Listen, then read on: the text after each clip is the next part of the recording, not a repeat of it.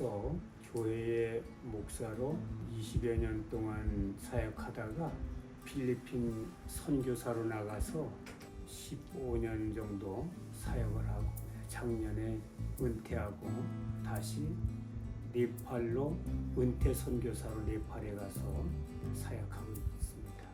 사역이라는 것은 일하는 것이죠, 일. 저는 치유 사역을 주로 하고 있어요. 가난한 나라를 다니면서 병들고 또 가난하고 아프고 이런 사람들 돌보는. 은퇴 전에는 20여 년 동안 목회를 했고 15년 동안 필리핀 가서 선교사를 했습니다. 어려움은 없어요. 어차피 선교사니까 적응 능력이 강하니까 밥 해 먹는 거 그런 게 조금 어려움이랄까. 그러나 항상 내가 필리핀 있을 적에는 산악 지역에 병원에서 근무했어요. 거기서 초청을 해가지고 병원에서 내 숙소를 주고 병원에서 간호사들을 이렇게 나한테 서포트 해줘가지고 간호사 15명, 그 다음에 조무사 15명, 이렇게 30여 명이 내가 치유사역 하는데 로테이션으로 돌아가면서 나를 이렇게 어시스트 해주고 그래서 그런 일하는데 어려움은 없고 늘 항상 즐겁고 행복하게 지냈죠. 치유사역은 이제 내가 목사니까 그들을 이제 말씀으로 기도를 통해서 영적으로 치유해 주기도 하고 자연의학자 자격증을 받았어요.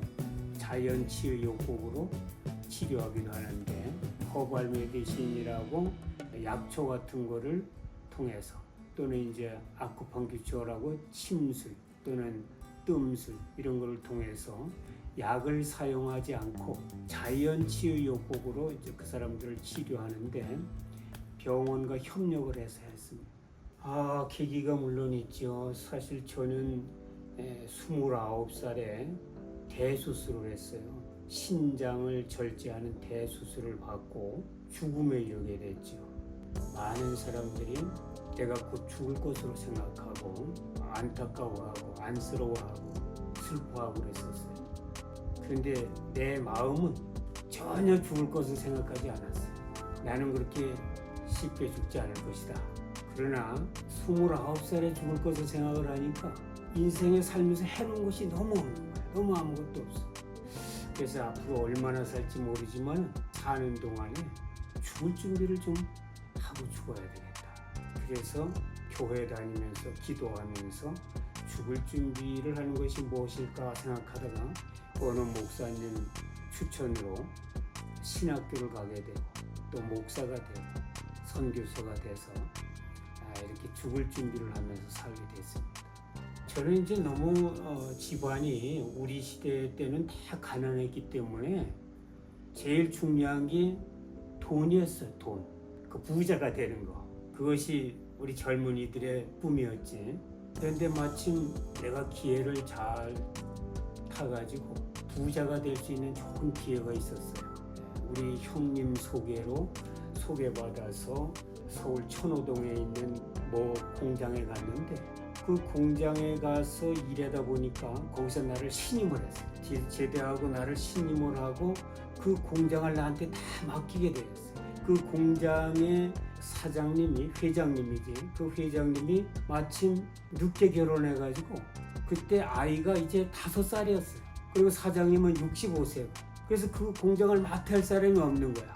그래서 그 수십억 대의 공장을 사장님이 내가 마음에 든다고 나한테 다 맡기셨지. 일임을 했어. 그래서 정말로 나는 이제 내가 꿈대로 돈을 많이 벌 수 있는 그런 기회가 왔구나. 그렇게 생각하면서 열심히 돈 버는 데만 치중해서 살았는데 내가 세상 욕심으로 꽉 차 있는 가운데 내 몸속에 질병이 들어와서 나를 이렇게 갉아먹고 있었던 건 몰랐던 거지. 속상하다는 생각을 할 틈이 없죠. 어떻게 살아야 되겠다. 살아야 되겠다는 그 자기 의지, 목표, 그것에만 관심이 있었지. 주위의 사람들은 울고 안 됐다, 곧 죽을 것 같으니까 좌절은 한 번도 안 했습니다. 심지어 병상에서도 영어 사전 외우면서 치료받고 그랬어요. 그렇게 30년 동안을 월요일서부터 토요일까지 맨날 병원에 다닌 거예요. 사실은 이 허리가 아파가지고 병원에 갔어요. 병원에 갔더니 당신 허리보다도 신장을 절제하지 않으면 금방 죽는다. 그러고 나서 신장을 절제했는데 허리가 계속 아픈 거지. 그렇게 해서 병원을 30년 동안 월요일서부터 토요일까지 그렇게 다니다가 부당 김남수 선생님을 만나가지고 그걸 통해서 병원에 가는 거를 다 졸업해버렸어요. 내 꿈은 잘 죽기 위해서 죽을 준비를 좀 하면서 살아야 되겠다 그랬는데 병원에 안 가게 된 때부터는 이제 해외에 나가서 이렇게 선교사를 한 거였어요. 그렇죠. 지금과 전혀 다른 삶을 살았을 테고 오만하고 교만했겠지. 나는 상당히 부자였을 테고 오만하고 교만했을 거야. 그 당시만 해도 내가 그 회사에서 나에게 모든 것을 다 배려해 줬기 때문에 1년에 한 집 한 채는 살 정도가 있었고 그 나이 내가 27살 군대 제대하고 나서 바로 나에게 자가용도 있었어요. 내가 충주 살았는데 충주 시내에 자가용 갖고 있는 사람이 몇 사람 안 됐었어요. 그랬으니까 그대로 그냥 컸으면은 5만 불선했겠지. 결과적으로는 이제 지금의 삶이 더 행복하고 더 만족스럽고 그렇죠. 내가 이제 하고 싶은 것을 하면서 여유 있게 살 수 있으니까.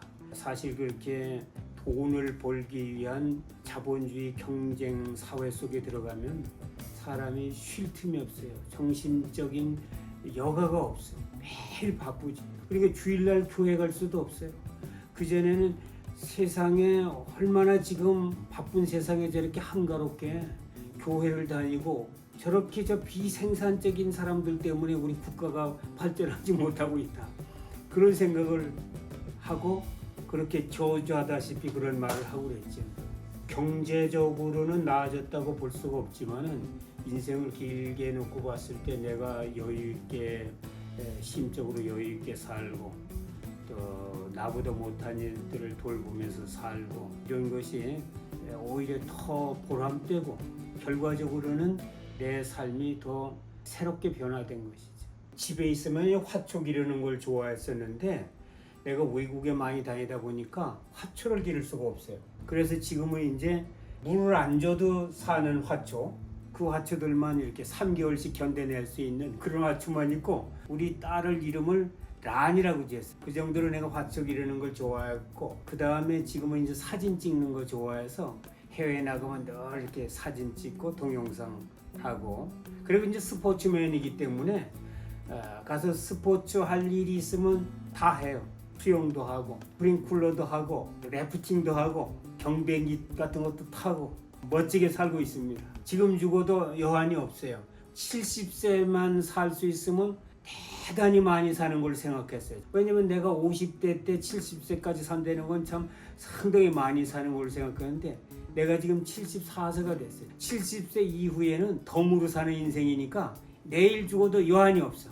나는 뭐 어떤 두려움도 없이 어디든지 가서 무엇이든지 할 수 있어. 왜냐면 덤으로 사는 인생이니까 금방 죽어도 괜찮으니까. 많이 다녔죠. 이제 필리핀에 가기 전에는 스리랑카도 갔고 인도, 미얀마, 중국 그런 데를 갔고 이제 유럽, 폴란드, 핀란드, 미국 시애틀 다니면서 봉사활동을 했고 은퇴하고 네팔에 가서 이렇게 지속적으로 사역하고 있으면서 국내 이제 쉬러 이렇게 오는 거예요. 선교사라고 했을 때에는 필리핀 가서 쭉 있었지만은 지금 이제 은퇴하고 나서 후원자가 없어가지고 국내에 와서 체류하는 동안에 돈이 뭐 연금이라든지 조금씩 쌓이면은 그 쌓인 돈을 가지고 자비량으로 하고 있는 그런 입장입니다. 지금 은퇴하고서는 뭐 국내 반 해외 반 이렇게 있고 전에는 거의 해외에 있었고 다 기억에 남지만은 인도 그 실럼과 같은 데 가면은 참 그 가난해져.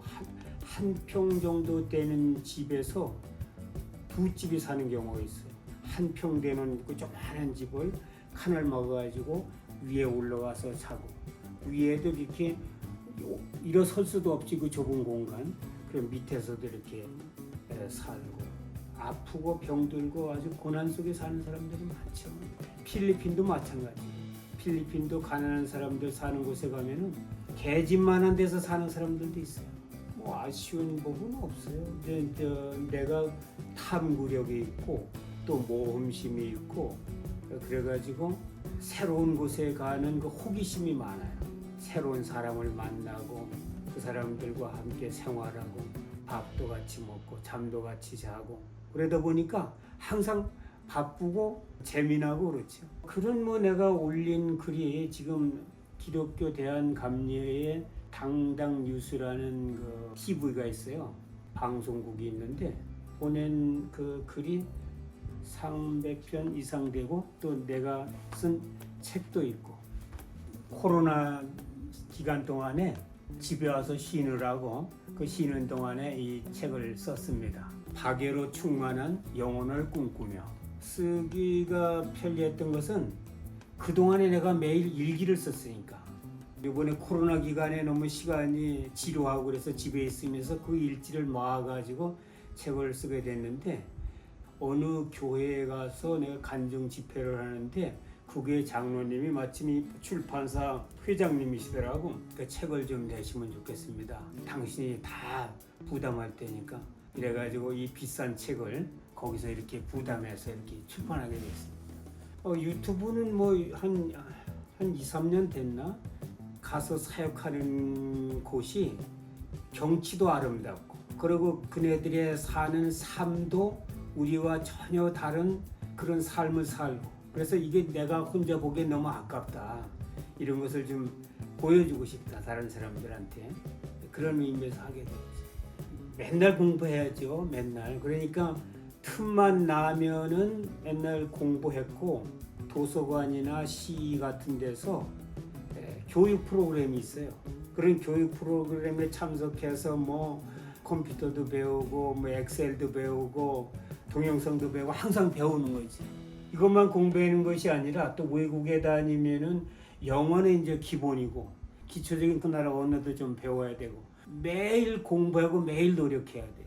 그러다 보니까 죽을 시간이 없어요. 지금 아플 시간도 없고 그래서 내 인생을 제3기로 나눌 수가 있어요. 이 1기는 1세에서 28세까지 건강한 시기, 그 다음에 29세에서 59세까지는 병원 신세지던 환자, 59세부터 지금 74세까지는 제3기는 질병을 이겨내고 극복하고 전 세계로 뛰어다니면서 일을 하고 있습니다. 불쌍한 사람들과 함께하는 이런 삶을 살고 있습니다. 충주 호암제라는 연못이 있는데 겨울에 12월 달에 거지 할아버지가 양말을 빨고 있더라고. 추운데 햇볕에서 양말을 빨아 널고 있어요. 그래서 어디서 살고 어디서 주무시느냐니까 나는 집도 없고 저 기찻길역 옆에 녹강이 있다. 그 녹강에서 주무신다는 거야. 추운데. 그러면은 우리 교회 한번 가보시고 여기서 사시라. 그래서 그분과 함께 한 3년 같이 살은 적이 있고 그것이 보람이 있었고 어려운 상황에서 죽음을 딛고 일어서서 나보다 더 가난한 사람, 나보다 더 고통받는 사람 그런 사람들을 위해서 치료해 줬을 때 그들이 또 치료받고 몸이 좋아졌을 때 정말 뿌듯함을 느끼죠. 한국에서는 닥터 의사 자격증이 없지만은 필리핀 세르반테스라는 산악 지역에서 그 시장님이 초청을 했어요. 이 사람이 오면은 병원도 주고 숙소도 주겠습니다. 제가 거기 가서 30여 명의 스태프진을 데리고 너무 멋진 치유 사역을 했습니다. 계획은 내가 돈이 조금 내 자비량으로 가니까 돈이 모이는 때까지는 기다렸다가 겨울에 필리핀 가서 한 2개월 동안 사역을 하고 올까 그렇게 계획하고 있고 그 다음에 다시 또 네팔을 가야죠. 내 혼자만을 위해서 사는 것이 아니라 더불어 함께 사는 것. 나보다 못한 이들이 있으면은 내가 가진 달란트, 재능으로 도울 수 있으면은 돕는 것. 그것이 가치 있는 삶이 아닐까. 여기까지 말씀드렸지만은 가난한 나라에 가서 아프지만 병원에 갈 수도 없고 병원도 없고 약국도 없고 사 먹을 돈도 없고 그런 사람들의 위로해주고 격려해주고 치료해주는 거. 내 생명이 다하는 날까지 내가 경제적으로 또 내가 건강으로 그것이 앞으로의 나의 꿈이며 계획입니다. 우리 가족들은 전혀 나한테 걱정을 안 합니다. 우리 이제 자녀들이 다 컸고 우리 집사람도 늘 기도하는 사람이고 하나님께 맡기고 믿고 이렇게 생활하기 때문에 다 내버려둬서 뭐 응원이라는 거 이제 기도로 응원해 주겠지. 내가 열정적으로 살아왔듯이 부인을 사랑하고 자녀를 사랑하는 그런 마음이 있었는데 결국에 인생을 살고 보니까 내가 그 자녀들을 위해서 했던 것이 오히려 그네들에게 너무 엄격한 것이 되어버렸고 너무 스트레스가 되어버렸고 무서운 아버지가 되어버렸고 정말로 자녀들에게 잘못한 것 같아. 푸근하게 여유 있게 사랑을 주면서 놀아주면서 이렇게 장난하면서 이렇게 살았으면 더 좋은데 그렇게 살아주지 못한 것이 지금 많이 후회가 되고 있습니다. 그런 거를 보지 못하고 자라서 그런지 내가 아버지가 일찍 돌아가셔서 그런 걸 보지 못해서 그런지 하여간 너무 오맨 그 모습만 보여줘가지고 꽉 올고매는 그런 것이 가장 그 후회가 돼요.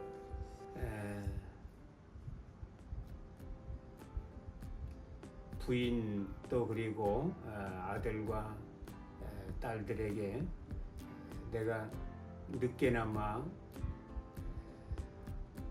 잘못했다는 것을 시인하며 너희들을 또 부인을 사랑하고 자녀들을 사랑한다는 말을 하고 싶구나. 어떻게 해야 될지 모르지만은 하여간 나는 어떻게든지 너희들을 잘 키우려고 하다 보니까 그 지나친 나의 욕심이 너희들을 스트레스 받게 한 것 같은데 아버지의 마음을 좀 이해해주고 또 용서해주고 앞으로 남은 인생은 아빠를 너무 두려워하지 말고 아빠와 친한 친구가 되어서 함께 농담도 하고 장난도 치면서 그렇게 사는 화목한 가정이 됐으면 좋겠다.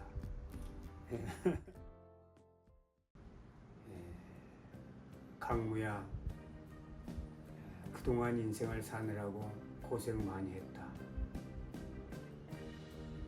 어린 시절에 열심히 운동하면서 잘 살다가 청년 들어서면서 육신의 고통으로 너무나 고생 많이 했고 그런 가운데서도 희망을 잃지 않고 다시 살아나서 이렇게 어려운 사람들과 함께 사는 너의 모습이 자랑스럽다. 그러나 좀 더 보완하고 싶은 것은 이제는 너무 세상에 욕심 부리지 말고 자식들 잘 되기만을 집착하지 말고 다 놓아주고 그네들이 원하는 대로 또 부인이 원하는 대로 그들이 살고 싶은 대로 살도록 그렇게 내버려뒀으면 좋겠다.